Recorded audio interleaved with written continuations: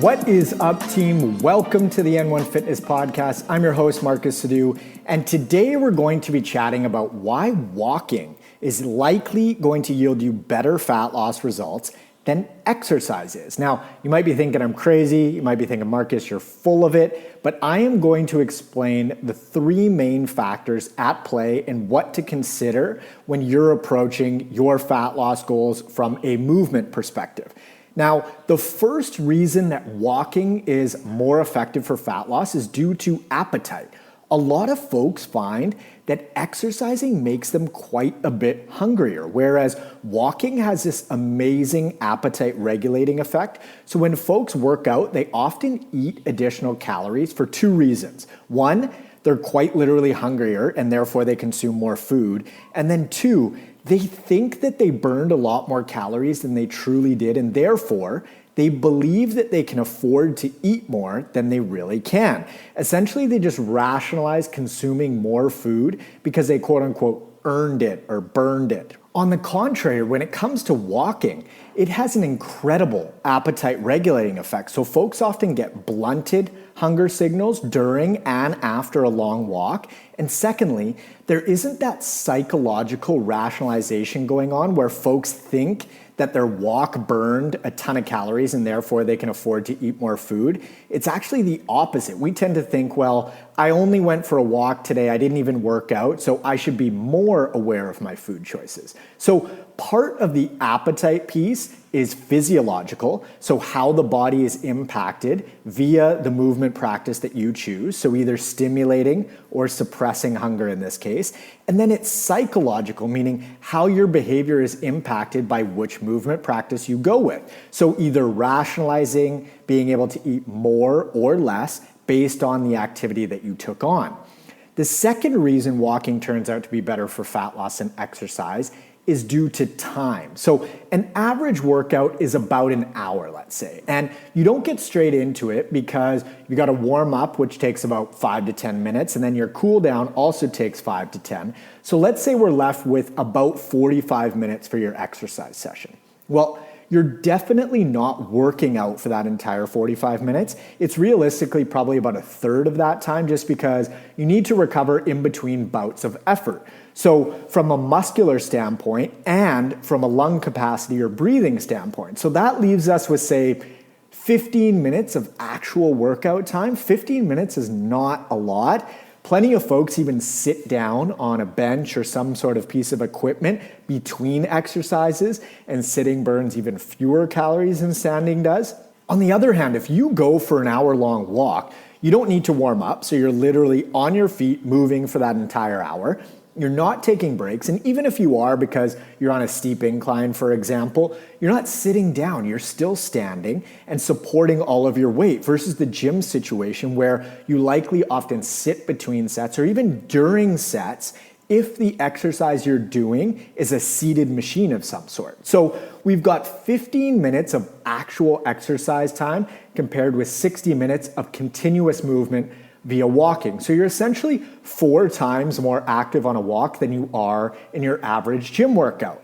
Now you might be thinking, well, the 15 minutes that you are working out, you're exercising a lot harder and expending more energy, and there's definitely some truth to that. So let's say you're working twice as hard or even 3 times as hard in the gym as you are out on a walk. That's still only 45 minutes compared with 60 minutes on a time relative scale, so walking still looks pretty darn good.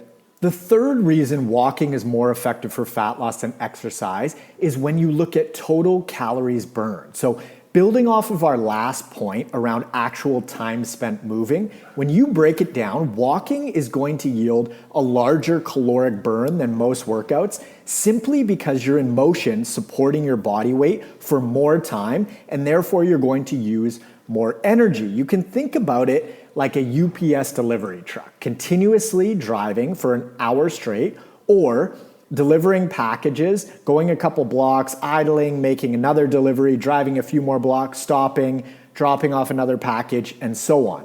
You're going to cover a lot more ground and travel a much larger distance if you drive continuously versus stopping and starting over and over, which means you're going to use more gas in the continuous setup versus the stopping and starting situation. And funny enough, if you think about walking like driving to one destination that's an hour away versus working out, being running errands in the city, for example, it feels like you did a lot more running the errands because you're in, you're out, you're doing this, you're doing that, but you actually got a lot further doing the straight shot from one location to the other. It essentially feels easier to walk for an hour, but the end result is more fuel used when you really break this stuff down and look at it objectively. Now, I was talking to one of my clients the other day, and she mentioned that she felt like she was getting more out of her long walks than she was out of her spin classes from a fat loss perspective. Now, that might not sound all that appealing because something I've noticed is that people who like to do spin classes really like to do spin classes. And for some reason, a lot of folks believe that spin is like this holy grail of calorie burning workouts. But let's take a closer look at this.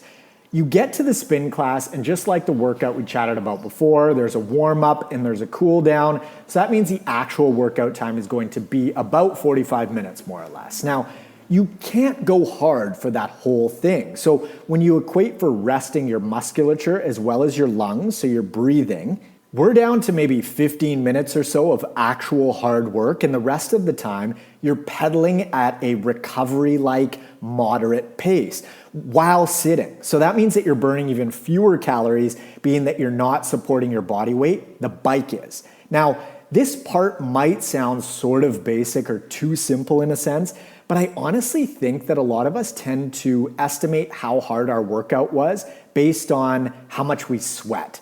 And folks tend to sweat a fair bit in spin classes, but that doesn't necessarily mean that you're burning that many more calories because you likely don't sweat all that much on a walk unless you're in a hotter environment. So hypothetically, if your gym just runs on the hotter end of things, you're more likely to think that you're working harder than you actually are because more sweat tends to have us think that we had a more effective workout session. Now, I'm not saying that sweat and work output can't be correlated because they absolutely can.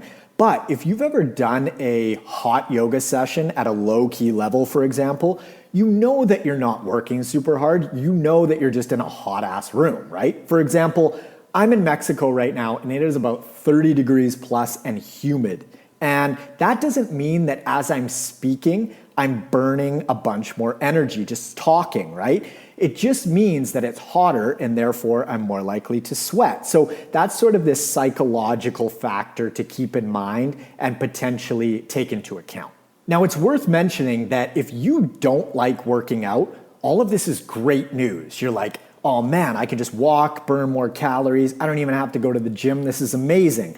Or if you really like working out, this is likely bad news because you're thinking, fuck, my workouts aren't even burning that much energy. This sucks. And what I'd say to that is, it doesn't mean that you shouldn't work out. That is not the point that I'm making. Go to spin classes, do CrossFit, hit the gym, or whatever you enjoy. If you like it, do it. Just know that your exercise isn't burning as many calories as you think it is. I mean, the average weight training workout maybe burns 200-ish calories, which is equivalent to 2 apples or a couple tablespoons of peanut butter or like 3 eggs. I mean, not much. And how long does it take to chow down on 2 tablespoons of peanut butter? Maybe 30 seconds. If you're an absolute beast, maybe you're burning around 300 or 400 calories a workout. And when I say beast, I mean a big muscular human, like 250-pound lean male moving a bunch of weight around the gym. But that is not many folks. So if you're listening to this and you are a 140 or 150 pound female or 170, 180 poundish male, you're just not using a lot of energy in a single workout. Now, having said that, exercise is awesome. There are additional benefits of getting your heart rate up that aren't fat loss related. Workouts are great. If you want to build muscle, you've got to do them. I work out regularly and have for coming up on like 20 years.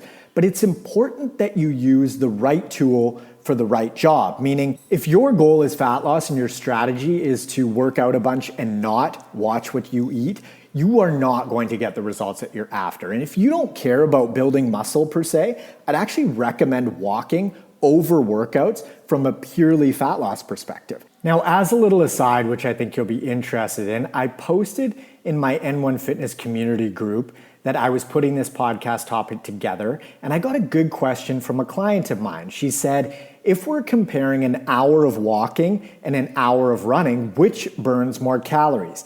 The hour of running is definitely going to use more energy because you're going to cover a much larger distance. You're going to be moving at a faster pace, and therefore you're going to be using more energy. So with all things being equal, running is going to be more energy intensive than walking is. But again, you definitely want to keep the appetite piece in mind if you're really scaling up your runs. I just wanted to address that running versus walking piece as an aside, like I mentioned. So how should you go about reaching your fat loss goals? Because if you're listening to this, you're clearly interested in fat loss. So what should you prioritize in order to get the best results? Priority number one in regards to fat loss is always, always, always nutrition. And a classic example is actually one we just covered, the comparison between how a workout burns about 200-ish calories and just how fast and easy it is to consume 200 calories. 2 tablespoons of peanut butter, right? 30 seconds tops. So what this means is it's far easier and more efficient to tip the calorie scale in your favor by adjusting your nutrition than it is by increasing your energy output. Now, priority number 2 and 3 are movement and sleep. I'd say these are tied. So hit your 10,000 steps per day, prioritize sleep by getting 7 to 9 hours nightly based on your individual needs, and you will set yourself up for success. Now, if your nutrition is buttoned up, you're hitting your 10K steps per day, and you're sleeping adequately, then I'd suggest adding in some workouts if you're looking to build some muscle or just, accelerate your fitness level. When it comes to my clients, I work with primarily folks that are after fat loss. And so that is exactly how we prioritize their programs to get the fastest and most efficient results. Now, as far as what I do personally when my goal is fat loss, I follow that exact protocol too. First off is nutrition. Secondly, there's a tie between movement and sleep. And then last up, I lift weights. But I honestly don't even think or really factor in the calories that I'm burning during a workout. I work out to build muscle, feel strong, and for aesthetic purposes. I just like how my body looks with some added muscle, so that's why I do it. But if I didn't care about muscle mass at all, honestly, I wouldn't work out. I would just walk more because it would be more effective from a purely fat loss standpoint. Now, if you're interested in applying for one-on-one nutritional coaching and or workout design with me, you can head on over to n1fitness.com/coaching or just click the link in the description below. Follow me up on Instagram at N1Fitness and feel free to friend me on Facebook at Marcus Sadu as well. Lastly, be sure to hit the subscribe button on whatever platform you're using. Thanks so much for tuning in, and I will catch you on the next episode. See ya.